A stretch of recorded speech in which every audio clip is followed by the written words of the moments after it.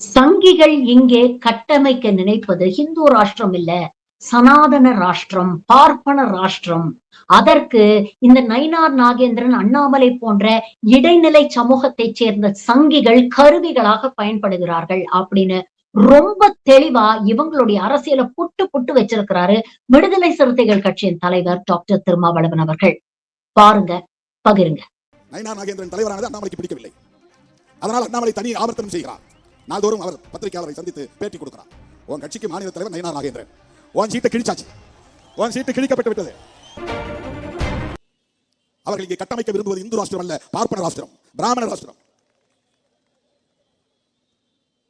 சனாதன ராஜ்யம். அதற்கு என்ன பொருள்? வர்ணாசிரம தர்மம் தான் இங்கே ஆட்சி நிர்வாக முறையாக இருக்க வேண்டும் என்பதுதான் பொருள். வர்ணாசிரம முறையில் நீ யார்? அண்ணாமலை யார்?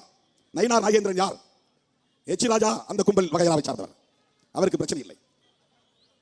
ராஜா பேசுவதிலே அர்த்தம் இருக்கிறது. அண்ணாமலை பேசுவதிலே என்ன பொருள் இருக்கிறது? நயினார் நாகேந்திரன் பேசுவதிலே என்ன பொருள் இருக்கிறது? யோசித்து பார்க்க வேண்டாமா? நீங்கள் யாருக்கு எதிராக இருக்கிறீர்கள் என்று? முருகனை போய் அவன் ஸ்கந்தன் என்கிறான், சுப்பிரமணியன் என்கிறான். நான் கேட்கிறேன், அண்ணாமலையை கேட்கிறேன், நயினார் நாகேந்திரனை கேட்கிறேன். நயினார் நாகேந்திரன் தலைவரானது அண்ணாமலைக்கு பிடிக்கவில்லை. அதனால் அண்ணாமலை தனி ஆவர்த்தனம் செய்கிறார். நாள்தோறும் அவர் பத்திரிகையாளரை சந்தித்து பேட்டி கொடுக்கிறார். உன் கட்சிக்கு மாநில தலைவர் நயினார் நாகேந்திரன், உன் சீட்டை கிழிச்சாச்சு, உன் சீட்டு கிழிக்கப்பட்டு விட்டது, உன்னுடைய சீட்டு கிழிக்கப்பட்டு விட்டது. சுவாமியே சரணம் ஐயப்பா. அந்த முழக்கம் எழுப்புகிற தோழர்கள்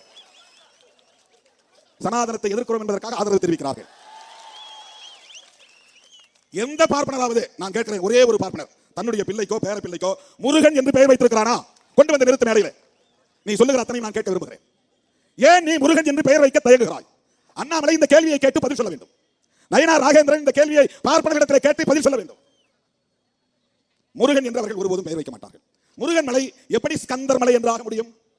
அவன் வந்து முருகனை ஸ்கந்தர்ங்கிறான். கந்தன் கூட கிடையாது, கந்தன் கூட தமிழாயிரும். ஸ்கந்தர் வடமொழி யூஸ் போட்டு ஸ்கந்தர்ங்கிறான். ஸ்கந்தர் அப்படின்னா என்ன அர்த்தம்னா, சுப்பிரமணியனுக்கு இன்னொரு பெயர் ஸ்கந்தன். சுப்பிரமணியன் யார்? அது வந்து வடமொழி பெயர்.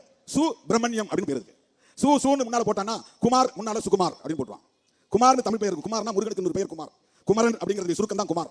நம்ம குமரன் சொல்றது அதிகமா இருக்கு, குமார்னு சுருக்கிட்டோம். குமரன் என்பது தமிழ் பெயர். அந்த பெயரை இவன் சுப்பிரமணியன் என்று மாற்றிவிட்டான்.